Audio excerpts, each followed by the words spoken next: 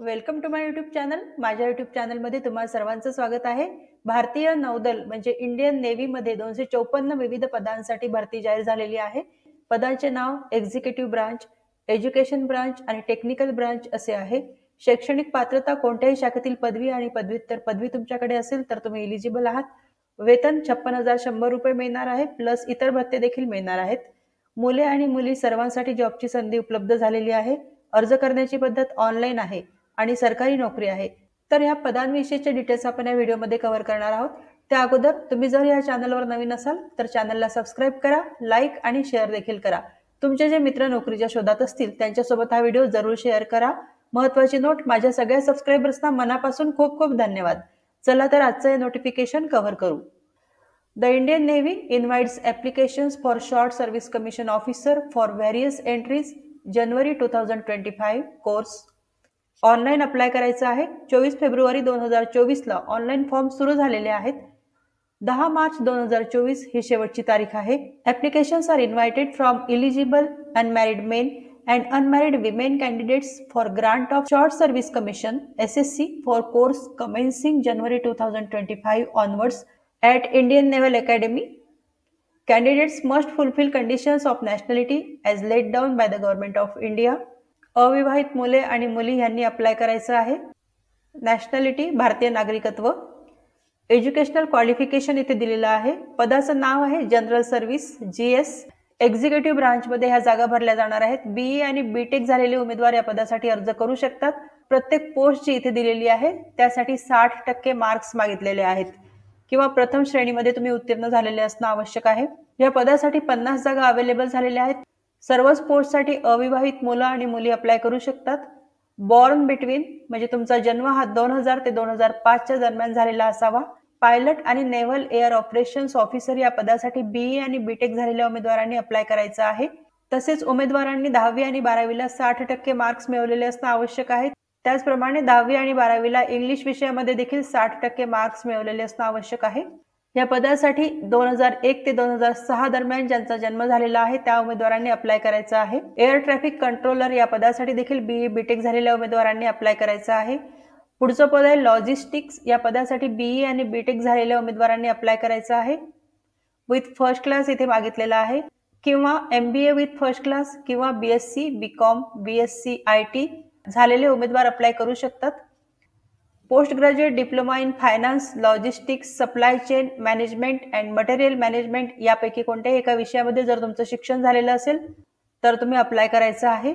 किंवा MCA किंवा MSc IT झालेले उमेदवार देखील या पदासाठी अर्ज करू शकतात. या पदासाठी 2000 ते 2005 दरम्यान तुमचा जन्म झालेला असावा. मेन आणि विमेन कॅन्डिडेट्स या पदासाठी अर्ज करू शकतात. पुढचं पद आहे नेव्हल आर्मामेंट इन्स्पेक्टरेट कॅडर. या पदासाठी BE किंवा BTech झालेले उमेदवार अप्लाय करू शकतात.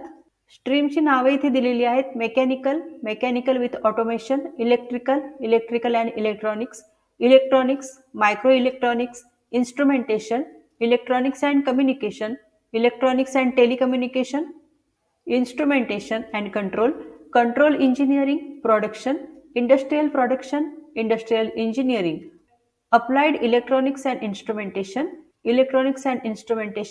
information technology, computer science, computer engineering, computer application, metallurgy, chemical, material science, aerospace, aeronautical engineering और post graduate degree in electronics physics. तर यापैकी कोणत्याही ब्रांचमध्ये तुमचं शिक्षण झालेलं असेल तर तुम्ही अप्लाय करायचं आहे. त्यानंतर 10वी आणि 12वीला 60% मार्क्स मिळवलेले असणं आवश्यक आहे. तसेच 10वी आणि 12वीला इंग्लिश विषयामध्ये देखील 60% मार्क्स मिळवलेले असणं आवश्यक आहे. अविवाहित मुले आणि मुली या पदासाठी अर्ज करू शकतात. उमेदवाराचा जन्म हा 2000 ते 2005 च्या दरम्यान झालेला असावा. एज्युकेशन ब्रांचमध्ये देखील जागा निघालेल्या आहेत. तर या पदासाठी 60% marks in MSc maths and operational research या विषयामध्ये विथ फिजिक्स इन BSc. तर MSc झालेल्या उमेदवारांनी अप्लाय करायचं आहे. BSc लेवलला फिजिक्स विषय असणे आवश्यक आहे किंवा MSc in physics and applied physics with maths in BSc. तर MSc फिजिक्स आणि अप्लाइड फिजिक्समध्ये झालेलं असेल तर BScला मॅथ्स विषय असणे आवश्यक आहे किंवा केमिस्ट्री विषय घेऊन MSc झालेलं असेल तर BScला फिजिक्स विषय असणे आवश्यक आहे. मेकॅनिकल इंजिनिअरिंग मध्ये BE किंवा BTech झालेले उमेदवार देखील या पदासाठी अर्ज करू शकतात. त्याचप्रमाणे electrical, electronics and communication engineering मध्ये बीई किंवा बीटेक झालेले उमेदवार देखील या पदासाठी अर्ज करू शकतात. जर तुमचं एमटेक झालेलं असेल तरीही तुम्ही अप्लाय करू शकता. MTech in thermal production engineering किंवा machine design, MTech in communication system engineering, electronics and communication engineering, VLSI power system engineering. तर यापैकी कोणत्याही एका ब्रांचमध्ये तुमचं एमटेक झालेलं असेल तरीही तुम्ही अप्लाय करू शकता. All India men and women या पदासाठी अर्ज करू शकतात. उमेदवाराचा जन्म हा 2000 ते 2004 दरम्यान झालेला असावा. टेक्निकल ब्रांचमध्ये इंजिनिअरिंग ब्रांच जनरल सर्व्हिस या पदासाठी बीई बीटेक झालेले उमेदवार अप्लाय करू शकतात. यामध्ये ब्रांचेसची नावं दिलेली आहेत. Mechanical, mechanical with automation, marine, instrumentation, production, aeronautical, industrial engineering and management, control engineering, aerospace, automobile, metallurgy, mechatronics, instrumentation and control. Electrical ब्रांचमध्ये जनरल सर्व्हिस या पदासाठी बीई किंवा बीटेक झालेले उमेदवार अप्लाय करू शकतात. ब्रांचेसची नावे खालीलप्रमाणे आहेत. Electrical, electronics, electrical and electronics, electronics and communication, electronics and telecommunication, telecommunication, applied electronics and communication, instrumentation, electronics and instrumentation, instrumentation, instrumentation and control, applied electronics and instrumentation, power engineering, power electronics. Naval instructor या पदासाठी be किंवा BTech झालेले उमेदवार apply करू शकतात.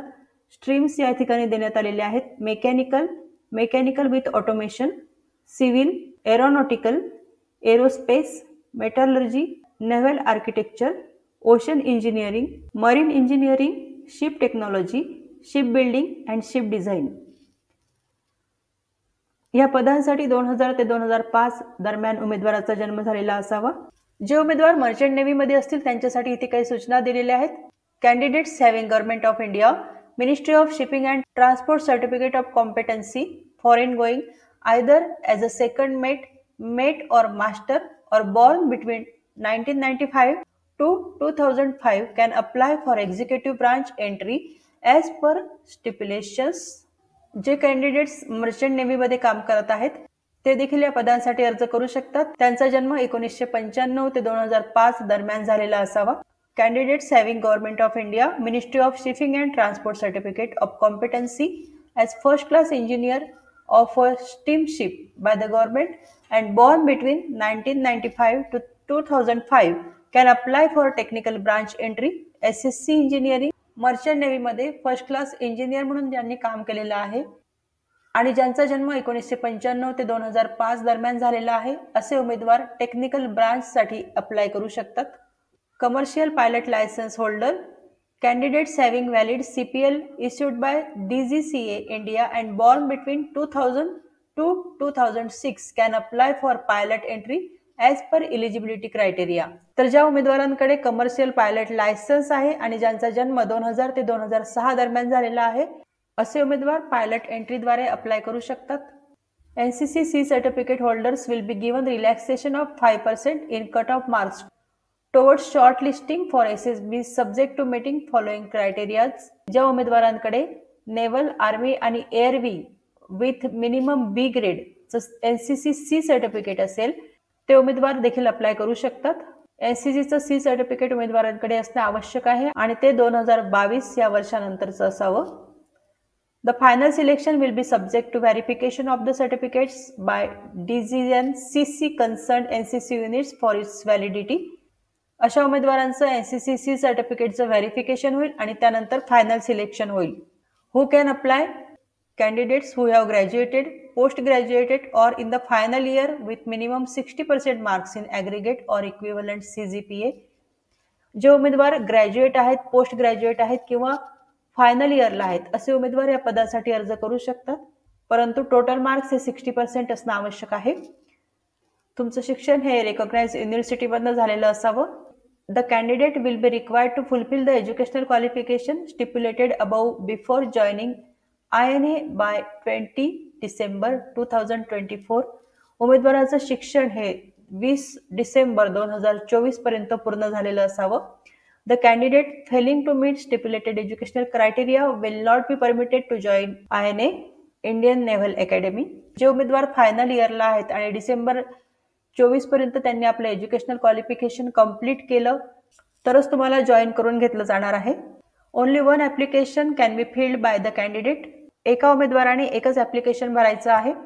Specified number of candidates based on service required who have chosen SSC pilot entry will be considered for SSC, CPSS, aviation medical examination and are advised to check physical, medical standards, height, leg length, etc. for this entry prior selecting this option. Remaining candidates will be considered for other preferences opted by them. Pilot ह्या पदासाठी medical examination होणार आहे आणि त्या ठिकाणी जे physical आणि medical स्टँडर्डचे criteria दिलेले आहेत ते तुम्ही फुलफिल केले तरच तुमची एंट्री होणार आहे. या ठिकाणी उमेदवारांनी प्रिफरन्सेस द्यायचे आहेत. त्या प्रिफरन्सनुसार तुम्हाला ब्रांच दिली जाईल. Candidate must indicate their preferences for other branches cadre also if they wish to be considered for those branches cadres. उमेदवारांनी सर्वच ब्रांचेससाठी आपले प्रिफरन्सेस द्यायचे आहेत. जे उमेदवार प्रिफरन्स देतील त्यांचाच विचार केला जाईल. जे उमेदवार प्रिफरन्सेस देणार नाहीत त्यांचा इतर ब्रांचेससाठी विचार केला जाणार नाही. या ठिकाणी BE आणि BTechच्या ज्या ब्रांचेस दिलेल्या आहेत त्याच ब्रांचेसमध्ये तुमचं शिक्षण झालेलं असावं. त्याशिवाय अदर ब्रांचेसमधून जर तुमचं शिक्षण झालेलं असेल तर तुम्ही अप्लाय करायचं नाही. Tenure of commission. Selected candidate will be granted short service commission initially for 10 years extendable by maximum 4 years in 2 terms, 2 years plus 2 years subject to service requirement, performance, medical eligibility and willingness of candidate. सर्व्हिसचा period हा 10 वर्षाचा असणार आहे. त्यानंतर 4 वर्षाचं extension तुम्हाला मिळणार आहे. यामध्ये 2 वर्ष प्लस 2 वर्ष हा पिरियड दिला जाईल. उमेदवाराची इच्छा, त्याचं मेडिकल फिटनेस, त्याचा परफॉर्मन्स आणि त्याची सर्व्हिस बघून उमेदवाराला 4 वर्षाचं एक्सटेन्शन दिलं जाईल. Selection procedure. Short listing of application will be based on normalized marks. Marks obtained by the candidate in the qualifying degree will be normalized using formula mentioned in Join Indian Navy website. उमेदवारांच्या मार्कांचं normalisation केलं जाणार आहे आणि त्यासाठी एक formula वापरला जाईल. हा फॉर्म्युला इंडियन नेव्हीच्या वेबसाईटवरती दिलेला आहे. For candidates who have completed or in final year of BE BTech, marks obtained up to 5th semester will be considered for SSB shortlisting. जे उमेदवार फायनल इयरला आहेत त्यांच्या 5th सेमेस्टरचे मार्क्स विचारात घेतले जातील शॉर्टलिस्टिंग करण्यासाठी. जे उमेदवार फायनल इयरला आहेत त्या उमेदवारांनी जेव्हा त्यांचा रिझल्ट येईल तो रिझल्ट त्यांनी इंडियन नेव्हीला ईमेल करून कळवायचा आहे. जे उमेदवार पहिल्यांदाच SSB इंटरव्ह्यूला जाणार आहेत त्या उमेदवारांना AC 3 tier रेलचं फेअर दिलं जाणार आहे, म्हणजे रेल्वेचं भाडं दिलं जाणार आहे. त्यासाठी उमेदवारांनी SSB इंटरव्ह्यूला जाताना त्यांच्या बँक पासबुकचं फर्स्ट पेजची फोटोकॉपी सोबत घेऊन जायची आहे. Merit list will be prepared based on SSB marks for all entries as per availability of vacancies and medical clearance of respective entry. Candidates declared fit in medical examination would be appointed as per availability of vacancy in the entry. SSB मध्ये उमेदवारांना जे marks मिळतील त्यातून merit list तयार केली जाईल आणि त्यासाठी उमेदवारांनी मेडिकल एक्झामिनेशन देखील क्लिअर करणे आवश्यक आहे. Candidate will be inducted in the rank of sub lieutenant subject to clearing the induction medical examination at INA post reporting. उमेदवारांना सब लेफ्टनंट हे पद दिलं जाणार आहे. तर only unmarried candidates are eligible for training. जे उमेदवार अनमॅरिड आहेत, अविवाहित आहेत, त्यांचं सिलेक्शन होणार आहे. पायलट या पदासाठी सूचना दिलेली आहे की candidates who fail to qualify the flying training will not be retained in service. जे उमेदवार फ्लाइंग ट्रेनिंग क्वालिफाय करणार नाहीत ते पुढे जाऊ शकणार नाहीत. Probation period for SSC officers is 3 years and for officers of other branches cadre is 2 years.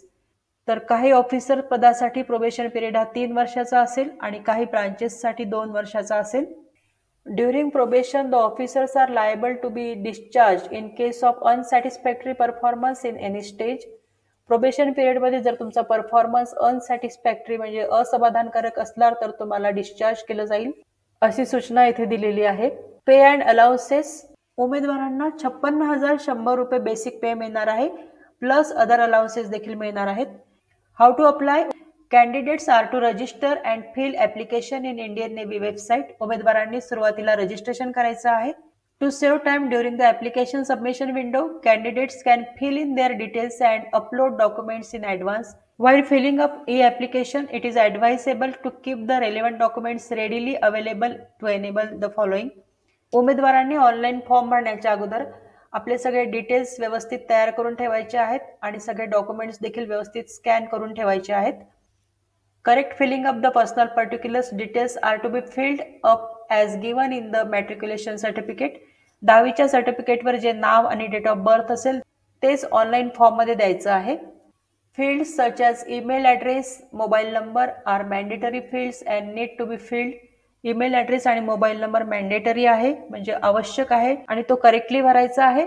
सर्वच उमेदवारांनी 10वी आणि 12वीच्या मार्कलिस्ट आणि सर्टिफिकेट्स तसेच सर्व सेमेस्टरच्या मार्कलिस्ट आणि सर्टिफिकेट्स, त्याचप्रमाणे CGPA कन्व्हर्जन फॉर्म्युला त्याचं certificate, NCC certificate, passport size colour photograph देखील स्कॅन करून ठेवायचा आहे. यापैकी जे डॉक्युमेंट्स तुम्हाला लागू पडतात ते सगळे डॉक्युमेंट्स व्यवस्थित ऑनलाईन फॉर्म भरण्याच्या अगोदर स्कॅन करून ठेवायचे आहेत आणि ऑनलाईन फॉर्म भरताना ते अपलोड करायचे आहेत. तुम्ही जे कागदपत्र अपलोड करणार आहात त्याचे फोटो हे क्लिअर असावेत. ते जर क्लिअर नसतील तर तुमचं ॲप्लिकेशन रद्द होऊ शकतं. ऑनलाईन फॉर्म भरल्यानंतर उमेदवारांनी आपल्या फॉर्मची एक प्रिंटआउट काढून ठेवायची आहे आणि SSB इंटरव्ह्यूला जाताना ही प्रिंटआउट सोबत घेऊन जायची आहे. ऑनलाईन फॉर्म एकदा सबमिट केल्यानंतर उमेदवारांना त्यामध्ये कुठलाही बदल किंवा चेंजेस करता येणार नाहीत, त्यामुळे केअरफुली फॉर्म भरायचा आहे. या पेजवरती येऊन उमेदवारांनी ऑनलाईन अप्लाय करायचं आहे. तर खूप चांगली संधी चालून आलेली आहे. जे उमेदवार परफेक्टली एलिजिबल आहेत त्या उमेदवारांनी या पोस्टसाठी जरूर अप्लाय करा. जे उमेदवार या पोस्टसाठी अप्लाय करतील त्या सर्वांना हा जॉब मिळावा ही सदिच्छा. तुम्हा सर्वांना बेस्ट विशेष. Thank you very much.